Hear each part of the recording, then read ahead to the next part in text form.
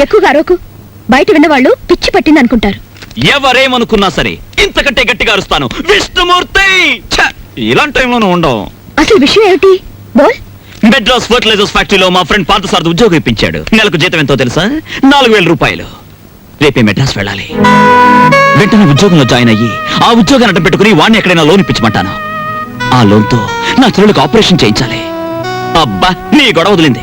మరి నేను ఇంకా నిన్ను డబ్బు కోసం అడ్డం పెట్టుకోవాల్సిన అవసరం నాకు లేదు. నన్నేం చేయమంటావు? I don't know. నేను ఇక్కడికి ఎందుకు తీసుకొచ్చావు? ఆస్క్ కృష్ణమూర్తి. ఎవరిని అడగడానికా నేను నీ దగ్గర ఉన్నది? కేవలం డబ్బు కోసం నన్ను ఇక్కడ తీసుకొచ్చింది. నేను వెళ్ళాలంటే మీరు నన్ను ఆపగలరా? నేను కావాలనే ఇక్కడ ఉన్నాను. ఉంటే ఉన్నావులే, ఇప్పుడు వెళ్ళిపో. కావాలంటే మీ నాన్న దగ్గర సారీ చెప్పుకుంటాను. ఇదిగో, నేను అసలే తిక్కదాన్ని. తిక్క రేగిందంటే మంచిదాన్ని కూడా కాదు. నేను ఇక్కడ ఎందుకున్నాను, నీతో ఎందుకు చనువుగా ఉన్నాను, మనం కలిసి మాట్లాడిన మాటలకు అర్థం ఏమిటో నాకే కాదు నీకు తెలుసు. నాకు తెలియదు, నీకు తెలిస్తే చెప్పు. నీకు తెలుసు, నీ నోటితోనే చెప్పాలి, లేదా ఈ క్షణమే నీ కళ్ళ ముందు చస్తాను. ఒకరి నిర్ణయం ఆపడానికి నేనెవరిని? నేను చస్తానంటే కూడా నీకు బాధగా లేదా? నువ్వు చావని నాకు తెలుసుగా. నువ్వు ప్రేమించిన నేను బతికే ఉన్నానుగా. నువ్వు నన్ను ప్రేమించలేదుగా అని నువ్వు నన్ను అడగలేదుగా. నువ్వు అడగకుండా నేను అడిగితే అసలే తెక్కదానివే. నన్ను కొట్టేస్తే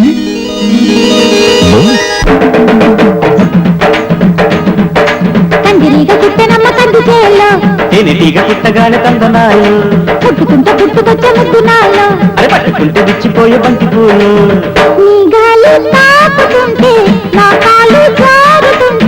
ఓళ్ళమ్మి కౌగిలింత కాటు పడ్డా ఉట్టిళ్ళు నేను నీ ఒళ్ళు చెలరేగిపోవే కసితో ఎనిటిగా పుట్టగానే తందనాలు పట్టుకుంటే విచ్చిపోయే బంతి పూలు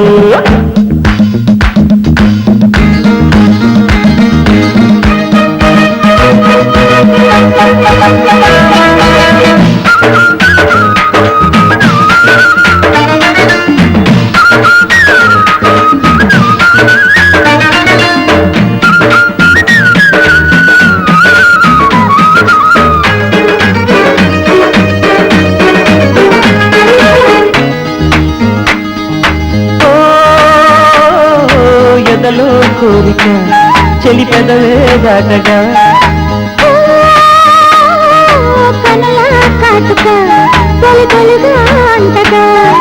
చెమ్మగిల్లిపోయింది కన్నె బుగ్గ, సొమ్మసిల్లిపోయింది సొకుమగ్గా చెయ్యి దాటిపోయింది చెమ్మ చెక్క, గుట్టు బయట పెట్టింది గుమ్మలక్క నిద్రపోని ఈడు పాప ముద్దుల జోల కోరుకోగా కానీ నీలవేణి పూలగోని సాటుగా తేనెటీగా పుట్టగానే నందనాలు పట్టుకుంటే విచ్చిపోయే బంతి పూలు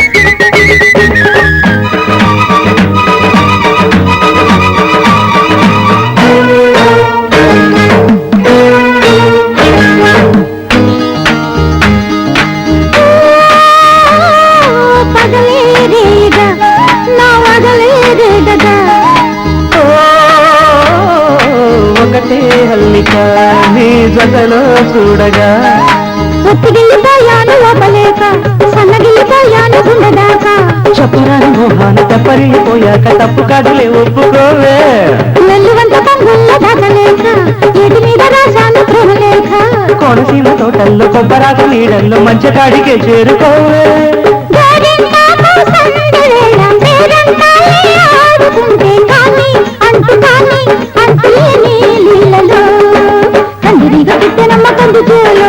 ఎనిటిగా పుట్టగానే తందనాలు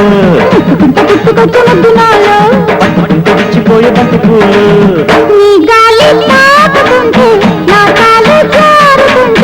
ఓలమ్మి కౌగిలింత కాటు పడ్డ ఒత్తిళ్ళు నేను నీ ఒళ్ళు జలరేగిపోవే కసిగా.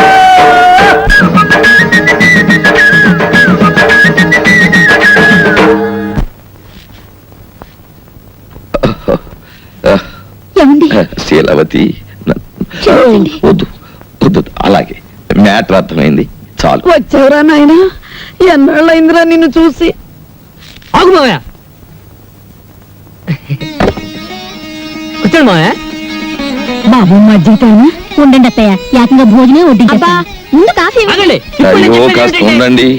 ప్రియమైన నా కుటుంబ సభ్యులారా, అప్పుడు ఆ అనావృష్టి ఇప్పుడు ఈ అతివృష్టి రెండూ మంచివి కావు. మధ్య తరగతి మనిషి ఎత్తుకి పల్లానికి మధ్య ఎదిగి ఎదగని మనిషి. పైనుంచి చూసేవాడికి కింద కనిపిస్తాడు, పల్ల నుంచి చూసేవాడికి పైన కనిపిస్తాడు. అతను రెండు చేతులు చాచి అంతస్తులు అందుకోలేడు, ఒక్క చెయ్యి చాచి అడుక్కోనులేడు. నేను చెప్పేది ఒక్క మన కుటుంబం గురించే కాదు, మనలాంటి కుటుంబాలు ఈ దేశంలో లక్షోపలక్షలు. ఓ మధ్య తరగతి మనిషిగా మాలాంటి కుటుంబ సభ్యులు 50 మందిని నమస్కరించి అడిగేది ఒక్కటి: ఇంటి యజమాని ఇంటికి చేరుకోగానే అతను 4 ముద్దలు తిని కడుపు చల్లార్చుకునే వరకు సమస్యలతో వేధించకండి, ప్రశాంతంగా ఉండనివ్వండి. సమస్యల్ని ఎదుర్కొని పరిష్కరించే మనోధైర్యాన్ని అతనికి ఇవ్వండి, సమస్యలతో మాత్రం భయపెట్టే. డాక్టర్ గారు అర్జెంట్ గా రమ్మని ఫోన్ చేశారు, చెల్లికి ఎలా ఉంది? ఏం కంగారు లేదయ్యా, రేపు ఉదయం మీ చెల్లికి ఆపరేషన్ ఫిక్స్ చేశాం. ఆ విషయం చెప్దామని ఫోన్ చేశాను. సారీ సార్, మీరు ఆపరేషన్ అడిగిన డబ్బు నేను ఇంకా కూడబెట్టుకోలేకపోయాను. డబ్బు ఏర్పాటంతా నిన్నే జరిగిపోయింది. ఇక మీ చెల్లికి ఏ ప్రమాదం లేదు. నాకు తెలియకుండా ఎవరు డబ్బు ఇచ్చారు, ఎక్కడి నుంచి వచ్చింది? ఆ ఏర్పాటంతా ఆమె చేసింది. అవును, ఆ రోజు నేను ఫోన్లో మాట్లాడింది ఇదే. Thank you. పదండి వెళ్ళి చెలాయించుద్దాం. కమాన్. రా.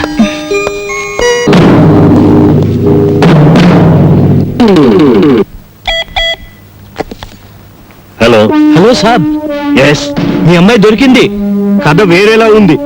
వాడు బ్లాక్ టైగర్ కాదు, రెడ్ టైగర్ కాదు, ఒట్టి హోటల్ సర్వర్. వాణ్ణి మీ అమ్మాయి ప్రేమించింది.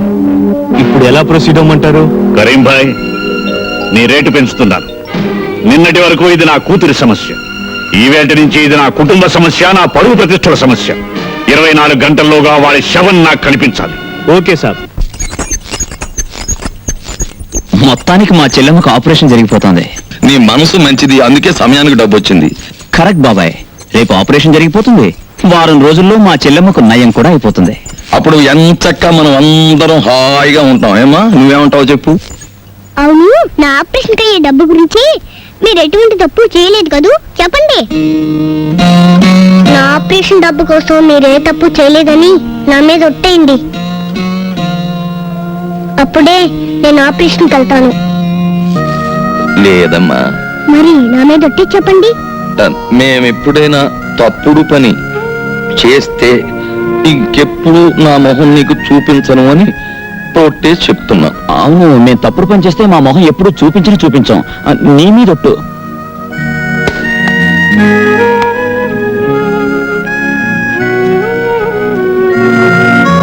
టైగర్ బాబు, ఆ వినాయకుడు నిన్ను రక్షించుగాక.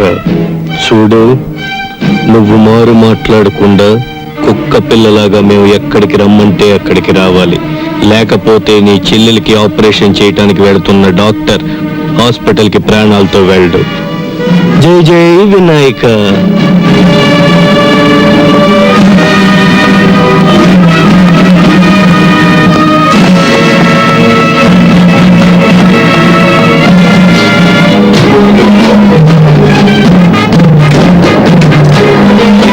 ఎక్కడికి వెళ్ళాడమ్మా? ఆపరేషన్ చేసే టైం అయింది, ఆపరేషన్ టైం దగ్గరుండి తీరాలని మరీ చెప్పాడు డాక్టర్. 6 నెలలైంది ఆపరేషన్ చేయించుకోనని మరాయిస్తోంది సీత. పొద్దున్న నుంచి చాలా బెంబేలుగా ఉన్నారు, నాకు ఏమీ చెప్పలేదు. ఏమండి, మన రాంబాబుని ఎవరో రౌడీ వ్యాన్ లో ఎక్కించుకొని వెళ్ళిపోతున్నారండి. నేను పరిగెత్తాను కానీ దొరకలేదు. ఇది ఎవరిదో కాదు, మీ నాన్న చేసిన పని. వెల్కమ్ బేబీ, బాగున్నావా? డాడీ, రాంబాబుని ఏం చేశారు? విశాల, అమ్మాయిని లోపలికి తీసుకెళ్ళి రెస్ట్ తీసుకుంటుంది. రాంబాబు ఎక్కడా అని అడుగుతున్నాను. వాడెక్కడున్నాడో నాకు తెలియదు గాని ఏమవుతాడో మాత్రం తెలుసు. ఏంటి మీకు తెలిసింది? ఇంకా కొన్ని క్షణాల్లో వాడు ముక్కలు అవుతాడు. డాడీ, వాళ్ళు నన్ను కిడ్నాప్ చేశారనేగా మీ కోపం? అది నేను చేసిందే.